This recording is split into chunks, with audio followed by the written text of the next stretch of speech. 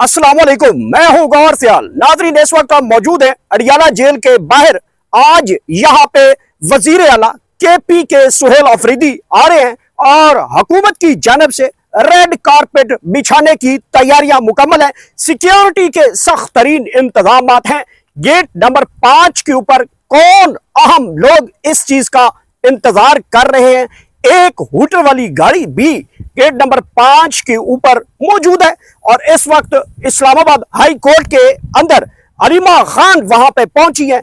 आज इमरान खान की अहम तरीन केस की समाअत वो कैंसिल कर दी गई है और अब वो वहां से प्रोटेस्ट रिकॉर्ड करवाया जा रहा है।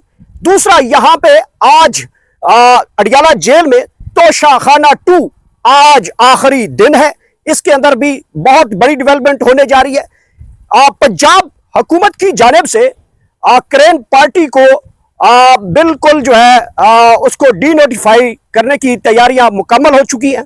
कलअदम किया जा रहा है क्रेन पार्टी को और कल पूरे केपीके के अंदर क्या होने वाला है। इमरान खान ने बड़ी कॉल दे दी है कि क्रेन पार्टी के साथ इज़हार यकजहती के लिए कल खैबर पख्तूनख्वा के अंदर बहुत बड़ा जो है हंगामा होने वाला है और मैसेज दिया जाना है।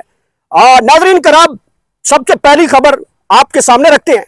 यहां पे अडियाला जेल है। अडियाला जेल के गेट नंबर 5 के ऊपर इस वक्त एक हूटर वाली गाड़ी वहां पे मौजूद है। गेट नंबर 5 के ऊपर अहम शख्सियत का भी दावा किया जा रहा है कि वो यहां पे मौजूद है और वजीर आला केपी के सुहेल अफरीदी ने आज यहां पहुंचना था। हुकूमत की जानिब से रेड कारपेट की तैयारियां जो है वो मुकम्मल कर ली गई हैं। अब रेड कारपेट की तैयारियां आप अंदाजा कर सकते हैं कि हुकूमत ने किस हद तक जो है एक घटिया हरकत यहां पे दिखाई है। आपको मालूम है कि सुहेल अफरीदी ने रात गए तक पंजाब हुकूमत को और वफाक को अहम एक खत लिखा, एक नोटिफिकेशन किया, दरखास्त की कि जनाब मैं अपने कैद जनाब इमरान खान से मिलना चाहता हूं। मेरी मुलाकात के लिए वहां पे इंतजामात और इजाजत मुझे दी जाए। लेकिन ना वफाक की तरफ से इजाजत मिली, ना पंजाब हुकूमत की जानिब से इजाजत मिली, बल्कि वफाकी कबीना के अहम रुकन जनाब राना सनाउल्लाह की जानिब से एक बयान आता है।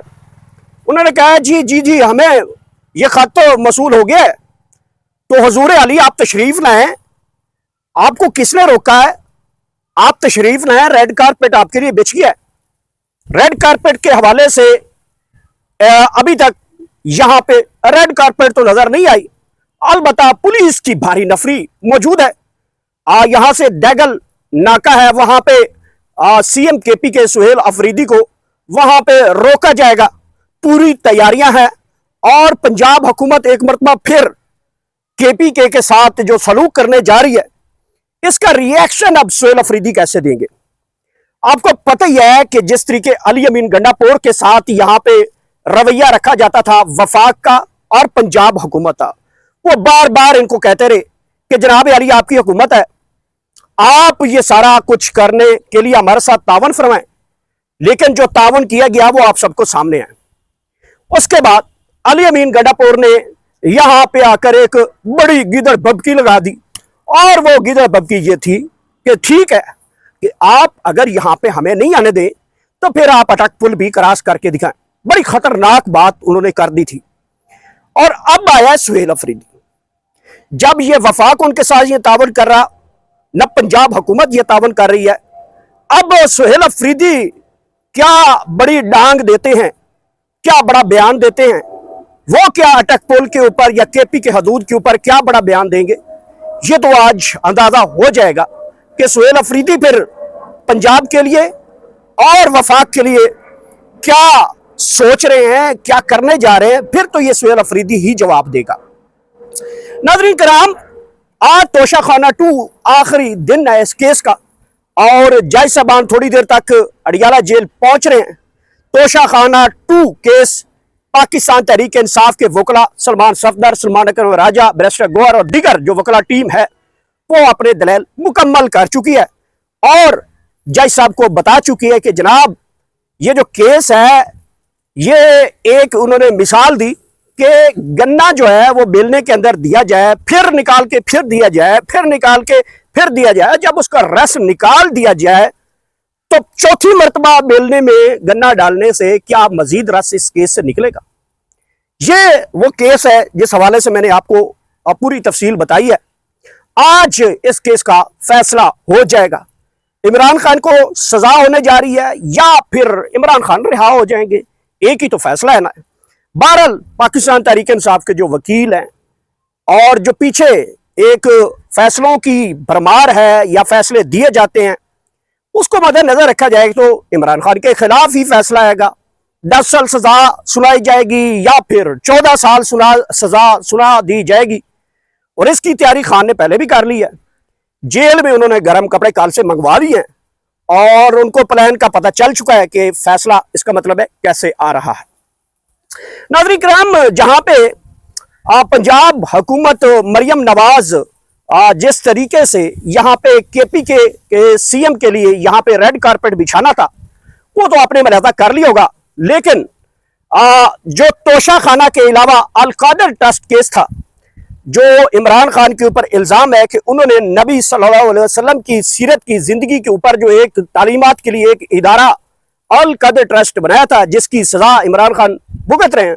आप में दुनिया में जहां पे मुझे सुन पा रहे हैं, अगर कोई आपसे पूछता है कि इमरान खान का चक्कर क्या है, तो आपको यह अंदाजा होना चाहिए कि इमरान खान बेसिकली नबी सल्लल्लाहु अलैहि वसल्लम की सीरत के तालीमात की एक इदारा अल-कादर ट्रस्ट बनाया है और वो बनाना उनका जुर्म है, जिसकी बुनियाद के ऊपर ये हुकूमत ने उनको मुकदमा बनाकर अंदर कर रखा है।